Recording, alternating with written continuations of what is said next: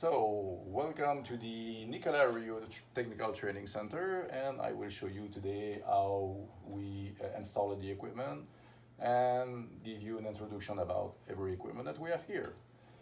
So, for the mechanical part, we have a full torquing equipment inside here, so we can torque with the hydraulic tool and the electrical tool, so the high torquing equipment are here.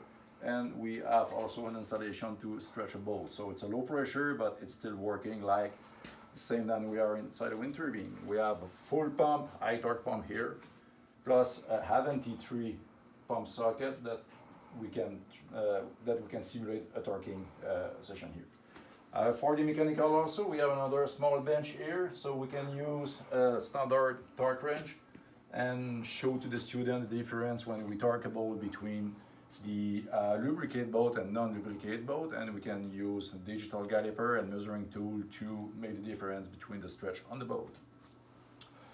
On the electrical side, so for the mechanical, it's what we have here on the bench, but we still have a full yaw drive, and we have three pitch drive, including the motor and the gearbox, and we also can do here a torque test with the bolt, the mounting bolt of the gearbox itself, plus the electric motor to the gearbox. So we have a lot of things here to play with for the mechanical part.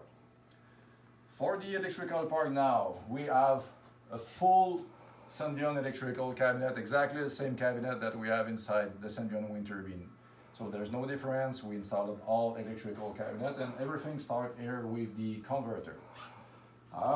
Converter, all of the cabinet are supplied with a 600 volt AC 3-phase. We have a 60 amps capacity to supply all of the auxiliary systems, including the pitch system. So we start here with the 1S1 cabinet. This is the main connection cabinet where the grid is connected and the stator of the generator. We have here the 1S2 cabinet where we have the auxiliary equipment and the auxiliary supply for the wind turbine. 1S3, 1S4 and 1S5 cabinet. So these cabinet are the real converter. There's IGBT filtering cabinet plus the main converter controller is there, the CSC4. After that we have the base box. This is where the communication to the wind farm is located. The switch are here, the fiber optic switch, plus they have also a Bachmann slave module inside this cabinet.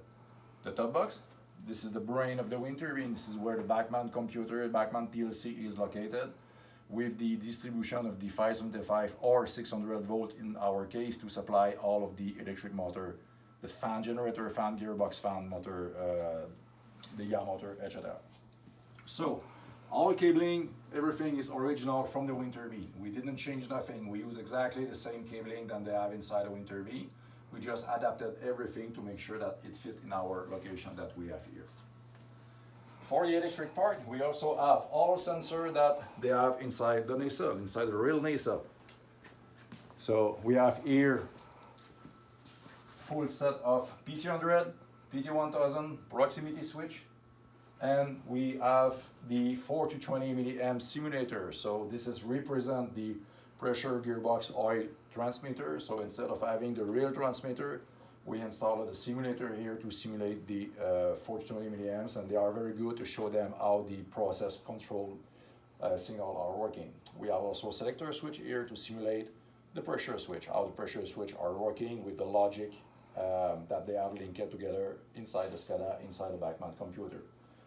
The ultrasonic anemometer, it gives the wind speed and the wind vane direction. We have a cup anemometer on the top of the top box, plus an analog wind vane tube. The slip ring here, this is exactly the same model that we have inside the wind turbine. So the signal came from the top box, pass across the slip ring, and goes to the cable harness. This is exactly the same cable harness that they have on the machine. And it's going on the other side to supply the pitch system with the 400 volt AC main supply, plus the communication and the control signal.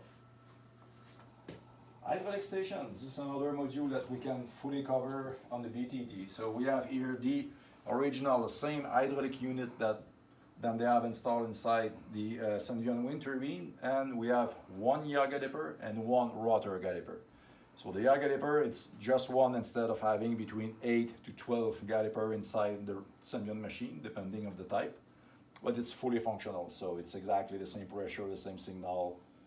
And we have here the rotor hub caliper. So the rotor hub caliper, we have kind of big plate of steel here to simulate the real disc brake that we have inside the machine. And everything is fully functional.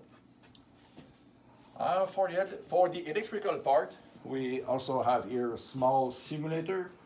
And this simulator, they have contactor, 2 relays, pilot light, plus here we have a small remote to control the pilot light and to control the equipment on this small board.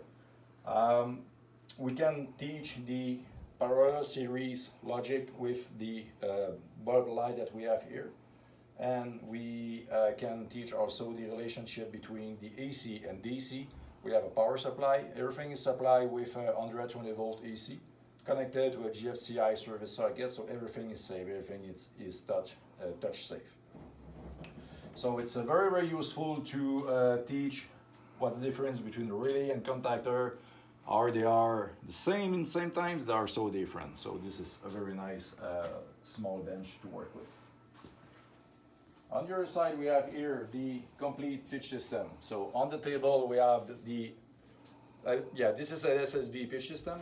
We have the axis cabinet on the top, where are located the DC trans and all of the contactor and the equipment to drive the pitch motor. And on the floor here, there's the battery cabinet. Battery cabinet are fully loaded of batteries. It's exactly the same than the wind turbine. It's working the same. Central cabinet here. We have we call it the LBB cabinet. This is where the pitch controller is located, and this is the brain of the pitch system. We have all 3 pitch motor, pitch drive, and we have the pinion down here inside inside this small cabinet here. It's protected with plexiglass for safety. We have the secondary encoder B, limit switch. And again, all the wiring that I use here is exactly the same wiring than we have inside the machine. So everything is fully functional here for the rotor hub. Everything is working. So I think the tour is complete. I hope that you like our setup that we have here, and we have place for training for you guys. So just let me know.